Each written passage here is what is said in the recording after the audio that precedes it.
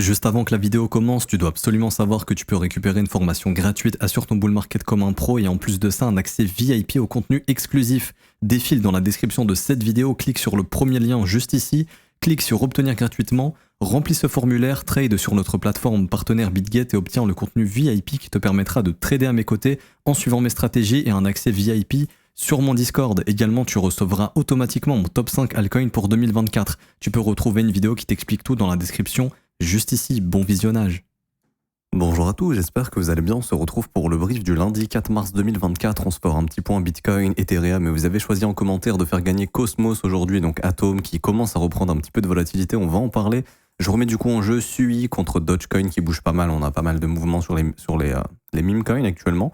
Donc n'hésitez pas à me dire en commentaire la set que vous voulez, Doge ou Sui, et aussi à me proposer des analyses d'autres crypto-monnaies que je pourrais analyser dans les prochains briefs. Alors du coup, le Bitcoin qui s'offre un nouveau sommet annuel encore, donc pas un ATH, pas un record, mais un sommet annuel. On est venu dépasser le sommet qui avait été trouvé aux environs des 64 300 $ cette nuit. On a fait une petite mèche jusqu'à 64 421 $.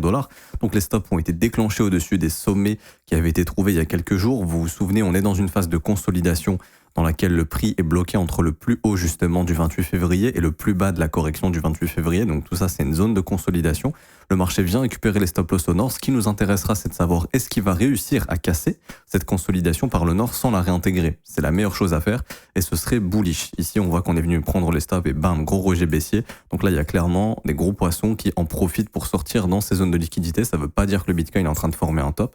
Pour l'instant, ça veut juste l'information qu'on a, c'est qu'il y a des gros poissons qui en profitent pour prendre des bénéfices sur des positions probablement dérivées et spot sur ces niveaux de prix, puisque ce sont des zones de liquidité intéressantes à l'approche de l'ATH. C'est simplement de la gestion du risque. Maintenant, ce qui est intéressant, c'est de voir justement que sur cette réjection baissière ici, quand on est venu récupérer le plus haut, qui était une zone de stop, on peut voir ici que le marché est venu créer une petite imbalance. Donc ça, en gros, ça nous indique quoi? Ça nous indique que les vendeurs ont explosé les acheteurs sur ce mouvement ici.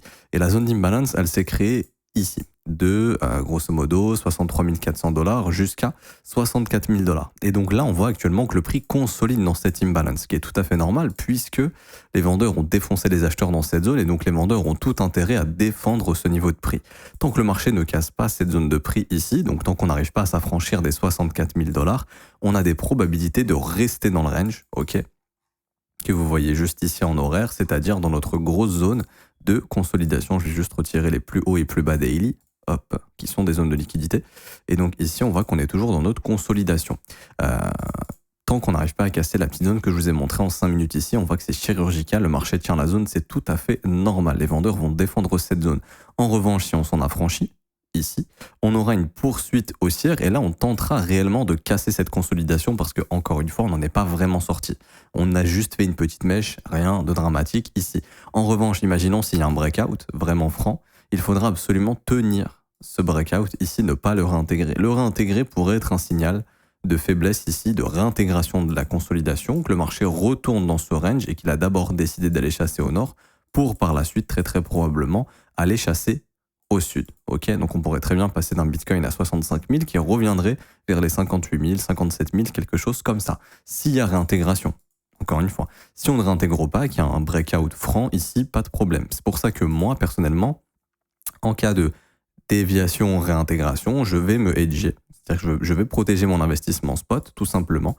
Je vais ouvrir un short en coin, donc l'équivalent de ce que j'ai en BTC pour me couvrir. En gros, c'est comme si j'avais vendu. Comme ça, si on fait ça et on réintègre, je suis out ici, je garde mon équivalent spot, juste j'ai un short qui couvre mon spot et je suis payé pour le faire puisque actuellement, quand on regarde les fundings en moyenne, bon moi je vais faire ça sur BitGet, mais quand on regarde les fundings en moyenne, on voit qu'on est sur un funding journalier ici de à peu près 0,20%, c'est-à-dire que tous les jours on est payé 0,20% le montant de la position à se hedger si on le fait. Donc d'une part c'est intéressant puisque d'un point de vue technique faire ça, ça pourrait indiquer plus de consolidation et un Bitcoin qui reconsolide, voire au final qui va chasser les plus bas. Et donc l'objectif, ce serait de racheter mon hedge ici, donc d'encaisser, de gagner du Bitcoin en fait en faisant ça. Et l'invalidation, c'est simplement, si le marché recasse la résistance, je sors de mon hedge, j'ai rien perdu et en plus de ça, j'ai été payé pour le faire parce que ici, j'ai gagné du funding, j'ai gagné 0,20% tous les jours. Donc imaginons que ça dure 5 jours, bah pendant 5 jours, je vais récupérer 0,20% tous les jours du montant de ma position, ce qui est plutôt sympa. Donc en gros, ça me coûte 0 et c'est un moyen de me protéger si jamais on est en train de développer un top. Encore une fois, on ne peut pas savoir si le marché est vraiment en train de développer un top ou non. C'est juste un moyen de se protéger. Est-ce que c'est une chose à faire pour les investisseurs? Pas forcément. Si vous êtes investisseur long terme, que vous pensez que le Bitcoin va à 100 000 $, vous vous en foutez. Moi, c'est juste ici que je manage le risque de ma position, tout simplement. Et là, je vois quand même un signal ici assez intéressant. Les sommets ont été pris et là, quand même, on a beaucoup de volume vendeur ici. Donc, il y a vraiment des gros qui en ont profité pour sortir leur position sur ces sommets car c'était une zone de liquidité assez intéressante. Maintenant, je repasse en 15 minutes ici. Donc, en revanche, je le redis, si on casse au nord sans réintégration, il n'y a pas de souci. Le Bitcoin continuera à pumper, ça, il n'y a aucun problème. Ça serait hyper bullish, même voyons en H4. Ici, on voit mieux la consolidation. Là, si le Bitcoin arrive à vraiment breaker sans réintégrer, ça c'est positif et je pense qu'on ira chercher la prochaine zone de stop au-dessus des 69 200 $, ce qui est tout simplement l'ATH et le Bitcoin s'offrira un nouvel ATH. Maintenant, pour revenir ici en 15 minutes, ce qui est assez intéressant, juste ici, attendez mon graphique, j'ai perdu les zones d'intérêt que j'avais. Normalement, non, ok. Je pensais que j'avais 2 petites secondes. Alors, non, ok, non. On est bon. Je pensais que j'avais quelque chose d'autre à dire de plus, mais non. Donc pour l'instant, attendons de voir si on va réussir à maintenir cet imbalance ou pas du tout. On ira probablement d'ailleurs dans la journée, peut-être au niveau de la session américaine, chasser ce sommet qui a été trouvé ici. Et par exemple, au niveau de la session US, si on vient ici et que là, il y a la réintégration, là, ça pourrait être mon signal de hedge, par exemple ici, tout simplement. Et mon hedge, comme je dis, je le ferme si on recasse la résistance. C'est juste pour me protéger en cas d'un Bitcoin qui rangerait plus. J'ai envie d'être payé pour avoir un Bitcoin qui range plutôt que de ne rien faire ici. Pas plus de choses à dire pour le Bitcoin. On peut switcher sur ETH. Alors, ETH. Juste ici. ETH qui a fait exactement la même chose. On est venu chasser les plus hauts, réjection baissière. On voit que le marché, pareil, a réagi dans l'imbalance juste ici. On est revenu tester l'imbalance et le marché, simplement, a réintégré cet imbalance. Ça, d'ailleurs, c'est un setup de short qu'on a montré au VIP, justement. Ça peut être un setup de long ou un setup de short. Grosso modo, on a attendu que le plus haut daily, ce plus haut daily soit pris, qu'on ait une grosse réjection baissière, ce qui est le cas. Et donc, dans l'idée, c'est justement de venir shorter dans l'imbalance ici, avec une invalidation juste ici, de venir récupérer 2, 3 pour 1 ou le plus bas d'une autre session. Donc, par exemple, ici, en l'occurrence, on pourrait venir récupérer tous ces plus bas ici, donc à 3355 $. Exactement comme Bitcoin, pour Ethereum, ici, tant qu'on ne recasse pas la zone des 3516 $, il y a la possibilité d'avoir un mouvement correctif jusqu'aux 3355 $. Dans l'idée, ce serait de se dire, simplement c'est du range et ETH est simplement venu récupérer des stops, mais il continue de consolider. Okay. Après, personnellement, je pense que ETH va pousser jusqu'à la prochaine zone de stop qui est les 3580 $. Maintenant, la question, c'est est-ce qu'on y va tout de suite? Donc à ce moment-là, il faudra casser l'imbalance ici pour y aller. Ou avant ça, est-ce qu'on refait un petit dip histoire de récupérer quelques stops? Et là, on y va. Ça, on verra bien ce qui décidera de nous déclencher Ethereum ici. On voit quand même qu'il y a pas mal de petits stops qui s'accumulent ici, pas mal de plus bas journaliers. Voilà, je serais pas étonné de voir un truc comme ça si jamais pour y aller et au final finir par résoudre cette grosse consolidation. N'oubliez pas, ça reste bullish. Ici, c'est juste de l'analyse court terme. Dans l'idée, c'est juste essayer de trouver justement des zones d'intérêt dans ce range. Maintenant, si vous n'êtes pas trader et que vous êtes investisseur, le graphique en daily, il est haussier, le graphique en H4, il est haussier, le graphique en 1 heure, il est haussier, il n'y a pas de problème. Il y a l'ETF d'Ethereum qui arrivera bientôt. En parlant d'ETF, il y aura probablement des inflows tout simplement. Où est-ce que j'ai ça, moi? Est-ce que j'ai les inflows? Ici, voilà. Donc, il y aura des inflows. Donc, ça, c'est les inflows du Bitcoin. C'est-à-dire vraiment l'argent qui rentre, le net inflow ici, les entrées, les sorties. Donc, on voit que les ETF achètent beaucoup de Bitcoin à coût de 600, 800 millions de dollars par jour. C'est énorme. C'est ce qui fait monter le prix du BTC. En plus, la liquidité dans les order books est asséchée. Donc, ça fait vraiment monter les prix. Et donc, il faut se dire que ça sera exactement la même chose pour Ethereum quand son ETF sera approuvé probablement d'ici le mois de mai. Donc, déjà, Ethereum, il a un coût spéculatif jusqu'au mois de mai. Quand on regarde ce qui s'est passé sur le BTC, on voit directement que Bitcoin, au niveau de l'approbation de l'ETF, on a eu un gros mouvement haussier. Ensuite, le settle news et une reprise haussière. On pourrait avoir la même chose sur Ethereum, par exemple. Donc déjà, jusqu'au mois de mai, potentiellement, Ether, il a du jus. Donc c'est pour ça qu'être bearish sur Ethereum, ça me paraît compliqué, à part si des insiders savent que l'ETF ne sera pas accordé, mais ça, j'y crois moyen. Et après, surtout, l'approbation de l'ETF, faut se dire qu'il y a des fonds qui vont investir également dans Ethereum. Et donc là, on reverra des inflows, comme je viens de vous le montrer sur le Bitcoin, sauf que ce sera Ethereum. Donc ça aussi, ça fera monter le prix d'Ethereum probablement. Donc pour moi, il n'y a aucune raison d'être bearish, au moins jusqu'à l'approbation, voire un peu après l'approbation des ETF. Également, ce qu'il faudra surveiller sur le BTC, c'est les inflows d'ETF. Si un jour les inflows commencent vraiment à se calmer, c'est-à-dire que vraiment les fonds d'investissement, les fonds de pension, les fonds d'assurance, les banques, etc., elles ont fini de s'exposer au Bitcoin, en tout cas que cette exposition ralentit, ça pourrait être un premier signal de faiblesse sur le rallye Bitcoin, parce que là, il est vraiment, ce rallye est très soutenu par des institutions justement qui mettent une petite explosion sur le Bitcoin, c'est-à-dire 1%, 0,5%, 1,5%, 2%, etc. de leur argent, de leur gestion, pour mettre une exposition BTC. Eux, ils veulent pas que ça fasse 300 nécessairement. Ce qu'ils veulent, c'est juste être exposés un petit peu au Bitcoin, peut-être à une échelle de 5 ans, 10 ans. Ils estiment que le prix est intéressant. Imaginons que le prix puisse faire ça, on ne sait pas, mais eux, ils s'en foutent. Ok, ça vise long terme, je pense, et donc le but, c'est juste d'avoir une petite exposition parce que BlackRock le recommande et que si BlackRock propose un produit sur le Bitcoin, c'est que c'est un bon produit et qu'il risque de prendre de la valeur d'ici ces prochaines années. C'est ce qui se passera exactement la même chose sur Ethereum, et peut-être que les inflows sur Bitcoin vont se calmer quand l'ETF d'Ethereum arrivera, potentiellement. Et du coup, pour finir, pas plus de choses à dire pour ETH. Et du coup, pour finir, on finit avec Cosmos Atom qui enfin rebouge un petit peu. On est dans cette grosse zone de consolidation. Ici, on en avait parlé. C'est une énorme zone d'accumulation. Je vous en parle dans la formation gratuite que vous pouvez récupérer en commentaire épinglé. On a 3 types de cycles en crypto et généralement sur les marchés, on a le cycle de transition qui est ici, on a le cycle haussier, ok. On peut aussi estimer qu'on peut avoir un cycle de distribution sur le sommet, je vais le mettre entre parenthèses, c'est un peu comme le cycle de transition ici, donc transition pour une hausse, mouvement haussier, transition pour une baisse, et le cycle, le troisième cycle, le cycle baissier. Et donc là, en fait, le marché fait ça à chaque fois, c'est-à-dire horizontalité, verticalité, verticalité, horizontalité, verticalité, verticalité, horizontalité, etc., etc. Et on est dans cette phase justement d'horizontalité ici, où Cosmos est dans une grosse phase d'accumulation. Okay, le signal franc de reprise de volatilité, c'est pas ici. Okay, bon, déjà, il y a des petits signaux ici, mais c'est vraiment lorsque le marché va venir casser le haut du range. À ce moment-là, on aura un signal clair de reprise de Cosmos. Okay, donc là, Cosmos, pour moi, pour un investisseur long terme, c'est un très bon prix, c'est une très bonne localisation, c'est un bon comportement du prix, c'est dans un range, dans une phase de désintérêt de marché, c'est hyper intéressant si vous voulez investir long terme sur Cosmos actuellement. Quand je dis long terme, c'est pour ce bull run. Bien sûr, il n'y a aucune crypto-monnaie qui arrive à tenir un bear market, même Bitcoin n'y arrive pas.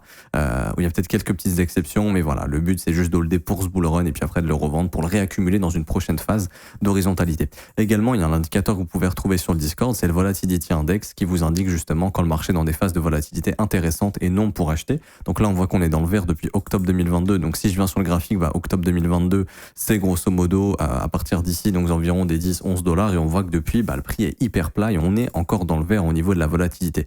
Donc ça indique que c'est encore un bon moment pour se positionner en tant qu'investisseur pour justement bénéficier de cette phase de cycle qui sera justement la phase de cycle haussière et une volatilité plus importante comme on a ici des volatilités dans le rouge où là c'est le moment justement de prendre des profits sur la montée parce qu'on est en bull run et que le prix est assez agressif. Donc là on voit qu'on n'est pas encore dans le bull run sur Atom et donc le signal ça serait la cassure du range à 17 $. Maintenant il y a un signal intermédiaire qui est intéressant, c'est la formation de ce W weekly juste ici quand on a fait la structure. Donc là, on est à 2 doigts de le former et ce serait la première structure haussière qu'on a sur le Atom depuis très longtemps. C'est-à-dire qu'on aurait notre dernier creux ici, enfin un creux ascendant ici qui tenterait de se former, un premier rallye qui forme un sommet descendant, un creux ascendant et là enfin un sommet ascendant. Donc pour moi, si vraiment on réussit à s'affranchir des 12,60 $, on ira probablement récupérer les stop loss et la liquidité au-dessus de ces sommets et tenter de faire le breakout au-dessus des 17 $. Donc pour moi, on est à l'aube, je pense, d'un mouvement assez volatile sur Atom. Je vous dis pas le to the moon, mais je vous dis vraiment une accélération au moins jusqu'aux 16-17 $ très bientôt, je pense dans l'espace de quelques jours, quelques semaines, je pense que ça va accélérer sur Atom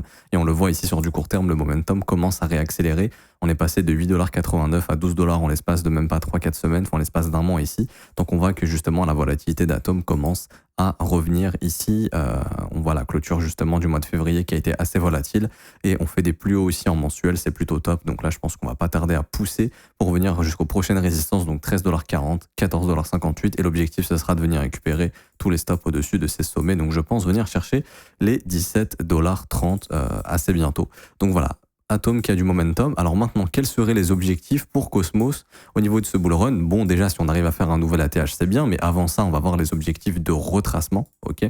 Donc, le premier arrêt, objectif premier. Donc, moi, je pense qu'on va pousser assez rapidement vers les 20,64 $, en fait, qu'on va venir récupérer tous les stop loss ici et pousser jusqu'au premier arrêt, donc autour des 20 $.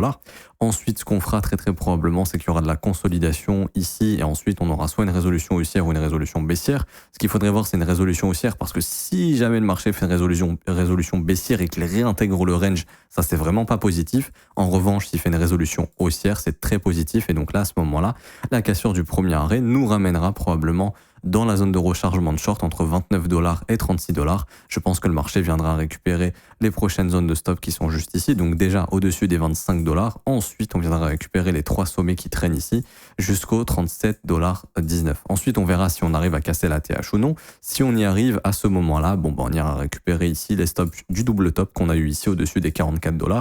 Et l'objectif, ce sera potentiellement, en cas de cassure de la TH, une extension 161,8 de 100% entre 69 $ et 84 $ pour ce cycle haussier. Pour moi, c'est clairement des objectifs qui sont réalistes. Également, j'ai un objectif de sortie de ce gros W si ça break. Et donc, si un jour on arrive à vraiment casser le niveau ici des 17,198 $, hop, je vous montre les niveaux. Donc, il y en a trois. Il y a le premier à 914, donc ici 27,90 $. Le deuxième proche de la TH à 41,988 $. Et le troisième objectif entre 64 $ et 79 $. Donc, pour moi, tout porte à croire que Atom, pour ce bull run, pourrait finir son rallye entre 64 $ et 83 $. Également, on peut regarder en logarithmique si on a un canal, par exemple, qui pourrait nous donner des objectifs. Ici, donc, on va essayer de trouver ça. Hop, je vais relier quelques plus haut ici, je vais relier quelques plus bas. Ok.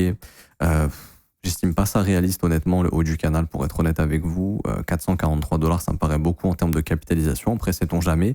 Maintenant, le milieu du canal, bon, pourquoi pas 64 $. Bon, ça serait le milieu du canal pour peut-être 2024, 2025. Ouais, ça me paraît déjà un peu plus réaliste. Par exemple, fin 2024, on a un objectif à 80 $. Ça peut paraître réaliste. Maintenant, est-ce qu'on n'a pas un autre canal? Ici, je vais prendre le plus bas. Hop, je vais prendre le plus haut actuel et hop, pareil, on aura un objectif.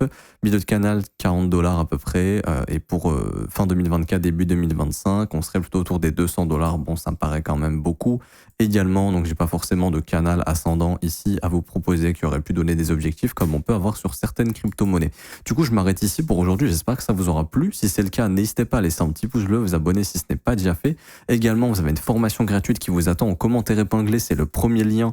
Obtiens ta formation et accède au VIP gratuitement pour trader à mes côtés. Vous cliquez sur ce lien, vous remplissez le formulaire, ça vous prend 2 minutes et c'est 100% gratuit, il n'y a rien à payer.